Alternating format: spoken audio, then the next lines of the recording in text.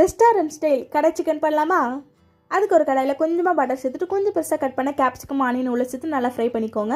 இது நல்லா ஃப்ரை ஆனதும் தனியாக எடுத்து வச்சுட்டு திரும்பி அதே கடாயில் 3 டேபிள் ஸ்பூன் பட்டர் சேர்த்துட்டு சின்னதாக கட் பண்ண ஆனியன் உள்ள சேர்த்து நல்லா ஃப்ரை பண்ணிவிட்டு அதில் 1 டேபிள் ஸ்பூன் இஞ்சி பூண்டு பேஸ்ட் சேர்த்து நல்லா மிக்ஸ் பண்ணிக்கோங்க.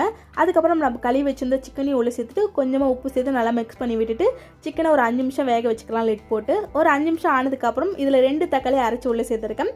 தக்காளி சேர்த்துட்டு நல்லா மிக்ஸ் பண்ணி விட்டுட்டு லிட் போட்டு ஒரு 1 நிமிஷத்துக்கு வேக வச்சுக்கலாம். தக்காளி நல்லா வெந்ததும் இதில் 1 டீஸ்பூன் சில்லி பவுடர், 1 டீஸ்பூன் கொத்தமல்லி powder, 1 teaspoon garam masala, 1/2 teaspoon pepper சேர்த்து நல்லா மிக்ஸ் பண்ணி விட்டுட்டு கொஞ்சமாக தண்ணி சேர்த்து இன்னும் ஒரு 5 நிமிஷத்துக்கு சிக்கனை வேக வச்சுக்கலாம். 5 நிமிஷம் ஆனதுக்கப்புறம் சிக்கன் நல்லா வெந்திருக்கும். இப்போ இதில் நம்ம ஃப்ரை பண்ணி வச்சுருந்த கேப்சிகம் ஆனியன் உள்ளே சேர்த்துட்டு கடைசியாக ஒரு 10லேருந்து 15 முந்திரி நல்லா அரைச்சி சேர்த்துக்கோங்க. சேர்த்துட்டு இதை 1 நிமிஷத்துக்கு நல்லா ஹை ஃப்ளேமில் கொதிக்க விட்டிங்கன்னா சூப்பரான டேஸ்ட்டில் கடாய் சிக்கன் ரெடி. இது சப்பாத்தி, நான், பரோட்டாக்கெலாம் அவ்வளோ டேஸ்ட்டாக இருக்கும். கண்டிப்பாக ட்ரை பண்ணி பாருங்கள்.